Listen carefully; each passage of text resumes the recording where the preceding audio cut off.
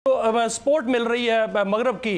ख़ास तौर पे अब देखा ये गया है कि जिस दिन ये ड्रामा किया गया इंडिया की जानिब से और पाकिस्तान पर इल्ज़ाम तराशी की गई, उसी दिन इंडियन सहाफ़ी जो है वो इजराइल के एक सफ़ीर से इंटरव्यू करते हैं और उनको कहते हैं कि जो पाकिस्तान है वो ये इल्ज़ाम लगाते हैं और साथ कहते हैं कि कश्मीर के अंदर आप हमारी सपोर्ट करें और आप हमारे साथ इंटेलिजेंस ऑपरेशन करें और कश्मीर के अंदर बाकायदा ऑपरेशन में हमारा हिस्सा दें, हिस्सा डालें। तो वो सफ़ीर कहते हैं कि बिल्कुल हम सपोर्ट भी करेंगे और हिस्सा भी डालेंगे। तो आप क्या समझते हैं कि ये सारे का सारा ड्रामा इजराइल भारत गठजोड़ था और ये उसी गठजोड़ का हिस्सा है कि वो इजराइल को इस खित्ते में लाना चाहता है?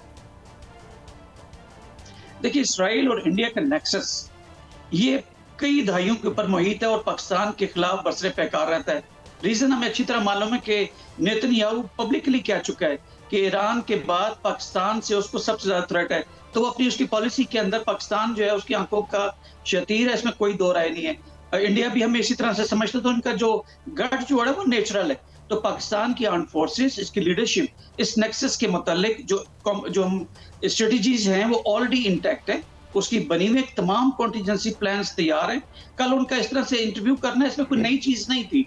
इंडिया ने भी जो बात की है, ये जो अभी जारियत का मुजाहरा किया है, पिछले 3 साल से उसकी लीडरशिप इस तरह की स्टेटमेंट्स जो हैं इशारों किनायों में दे रही थी कि सिंध-ताश मुआहदा से वो निकल जाएगी या पाकिस्तान के ऊपर उसने पाबंदियां लगाई। इसमें कोई दुश्मन ने ऐसे ही करना था, तो कोई घबराने की बात नहीं है।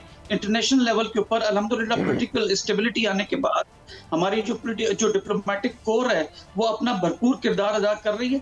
हम रिस्ट्रेंट का मुजाहरा करते हुए पॉलिटिकल और डिप्लोमेटिक जितनी एफर्ट्स हैं भरपूर उनको मौके देंगे। अगर कन्वेंशनली जैसे कि 2019 में बालाकोट में इसने हमारे 2 कौवे और एक दरख्त को शहीद किया था, अगर उस तरह का एडवेंचर करने की कोशिश करती है तो उसका भी प्राइम मिनिस्टर ने अपनी आर्म्ड फोर्सेस की वजह से कहा था कि हम रिस्पांस देने का सोचेंगे नहीं, हम रिस्पांस देंगे। इसी तरह जो अभी पॉलिटिकल लीडरशिप है उसको भरपूर एतमाद अपनी आर्म्ड फोर्सेस के ऊपर, इसलिए इंतहाई जो है वो नपीतुली लेकिन बगैर किसी वर्ड्स को मिन्स किए हुए स्टेटमेंट जारी हुई है। मैं समझता हूँ कि ये जो सिग्नलिंग होती है ये बड़ी मैटर करती है डिटेरेंस के पैराए के अंदर, और मैं नहीं समझता कि इंडिया किसी सूरत में साहब आज जो स्टेटमेंट जारी हुई है इसमें तो एक चीज़ जो है वो बड़ी देखने को मिली है, डेवलपमेंट है कि भारतीय सफारत खाने में जो दिफाई अताशी हैं, बहरी और फ़ज़ाई अताशी हैं, उनको पर्सोना नॉन ग्रेटा करार दे दिया गया है।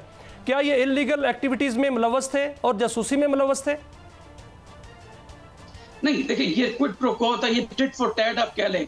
टिट फॉर टैट का मतलब कि आपने ये किया, उन्होंने हमारे सफारतकारों को निकाला, हमने भी सफारतकारों को निकाला। उन्होंने हमारे 30 स्ट्रेंथ कर दी, हमारे वहाँ के जो कॉन्सुलेट की हमने भी 30 कर दी। उन्होंने कहा जी यहाँ से सारे इंडियन पाकिस्तानी वापस निकल जाए, हमने भी कहा वापस निकल जाए। उन्होंने कहा जी हम अटारी बंद करने लगे, हमने कहा वाघा बंद करने लगे। उन्होंने कहा जी हम इसका जो सिंध-ताश मुआहदा को कैंसिल करने को उन्होंने एक उसका स्टेटमेंट जारी किया, तो हमने कहा यह स्टेट ऑफ वॉर है या ऐलान जंग है और उसके ऊपर हम रिस्पांस जनरेट करेंगे। पाकिस्तान ने मजीद इसको जो स्ट्रेंथ लाई है अपने रिस्पांस के अंदर, जो इस वक्त सिग्नलिंग की हद तक है और एक्टिव भी है, एक्टिव भी कर दी। नोटैम जारी हो गया है कि इंडियन एयरलाइन का कोई भी जहाज या कोई इंडियन ओरिजिन का कोई भी फ्लैग शिप कैरिंग जो है जो। अच्छा ब्रिगेडियर साहब, मैं एक और बात पे आपकी रहनुमाई चाहूंगा। जैसे 2019 में नोटैम जारी हुआ था, अब नहीं होगा, तो पाकिस्तान के रिस्पांस काफी अच्छा है। एक और ये आम तौर पर हमारी उनसे ज़ाहिर मुलाकातें तो मुख्तलिफ जो हमारी फ़ौजी सतह पर उनसे होती रहती हैं, सरहदों में इधर हम बैठे हैं, वो सामने सामने हम बैठे हैं, तो क्या इस सारी सिचुएशन में जो आर्म्ड फोर्सेस हैं, ज़ाहिर they play the pivotal role if war breaks out, तो उनके साथ हम राब्ते में भी होते हैं?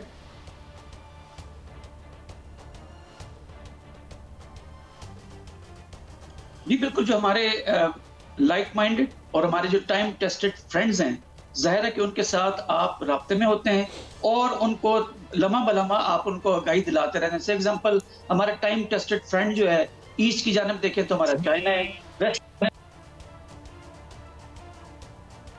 आवाज श्योर कि उनके कागजों में उनकी स्ट्रेटजीज के अंदर इसकी जो है कैलकुलेशंस भी जारी होंगी। क्या वो फिजिकली आके पाकिस्तान की लड़ाई में शिरकत करेंगे? नहीं, मैं एक और एंगल से पूछ रहा हूँ। जो हमारा एडवर्सरी है, जो हमारा दुश्मन है, तो क्या यानी हम यू टेक देम इस तरह से कि they are taken aback with the action, इस तरह जंग इस तरह शुरू होती है? जाहिर है कि हम कहते हैं जनाब ये एक्ट ऑफ वॉर इधर से आया, जिस तरह 65 में एक उनकी पोजीशन थी, एक हमारी पोजीशन थी, इवन 71 में भी। तो लेकिन क्या दुश्मन फौजों के दरमियान भी कोई जो है वो राब्ते होते हैं या नहीं होते?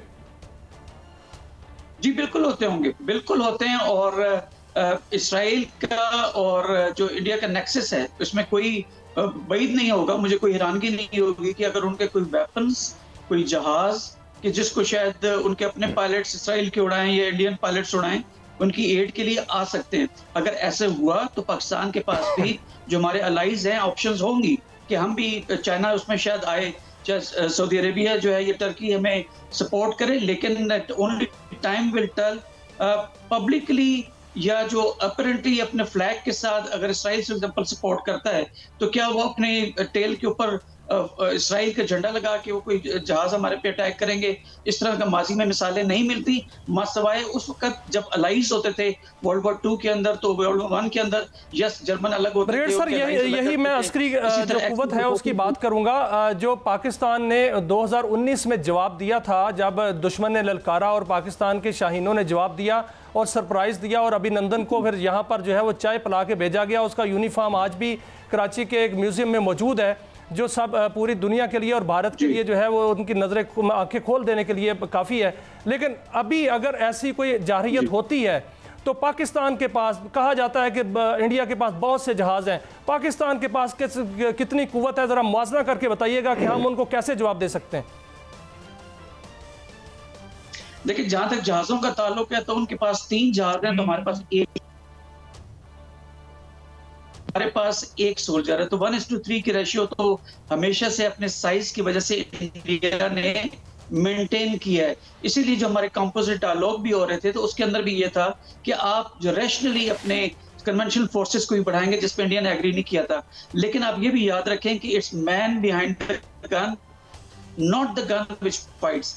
तो अल्हम्दुलिल्लाह भी आपने देखा कि 6 जहाज आए थे जब ऑपरेशन स्विफ्ट रिटॉर्ट पाकिस्तान ने किया था, उसके रिस्पांस करने जब इंडियंस आए थे तो पाकिस्तान के 6 जहाज और हमारे 2 जहाज थे कि जिन्होंने उनके अभिनंदन को गिराया भी, और बाकी एक SU-30 को गिराया था, एक MiG-21 को बिस को गिराया था, जो कि दोनों इंडियन टेरिटरी में जाके गिरे थे। एक हेलीकॉप्टर गिरा था जो कि खुद ही उनकी एयर डिफेंस ने खुद फ्रैक्टर साइड में गिरा दिया था। तो लिहाजा हमारे 2 पायलट्स हसन सिद्दीकी और एक नुमान साहब, इन 2 ने ये 3 जहाज गिराए थे। तो इस मैन बिहाइंड द गन, जहां तक बैटल हार्डन अफवाज होने का ताल्लुक है, पाकिस्तान पिछले 20 सालों से फॉर्चुनेटली और unfortunately by compulsion war, global war on terror के अंदर अपनी जानें दे रही है। तो गुरिल्ला वॉरफेयर के अंदर, हम कन्वेंशनल वॉर के अंदर पिछले 20 साल से हमारे ऑफिसर्स, जवान्स बिल्कुल माहिर हैं, उनके निशाने बेहतरीन हैं, जिगरा है उनका, उनकी शहादत, उनका उड़ना बिछोना है। और पेरेंट्स को आप देखते हो कि अपने सिंगल जो है उनकी इकलौती औलादों की शहादत के ऊपर भी वो पाकिस्तान के झंडे को चूमते हैं और कहते हैं साहब आपने हमें गाइड किया, और मैं इसी बहुत शुक्रिया आपने हमें वक्त दिया। मेरे ख्याल में इस सियासत की बिना पर घसीट के जंग में दोनों कौमों को मोदी साहब ना ही लेके जाएं, क्योंकि बचना तो कख नहीं है। क्योंकि अगर बात आखिर न्यूक्स पर आ गई तो it is the mutually assisted destruction, और हमारे पास वही हैं और टेक्टिकल वेपन्स हैं हमारे पास, और वो एक ख़ास एरिया में ज़िंदगी, हर तरह की ज़िंदगी को ख़त्म कर देते हैं। तो मैं इसी दुआ के साथ आज हफ्ते का आखिरी प्रोग्राम क्लोज़ करता हूँ कि बेटर सेंस इंडिया में प्रिवेल करेगी, और ये जो रेंट्स हो रही हैं उसके TV पर ऐसे बंद करें, बात करें और बी रीज़नेबल।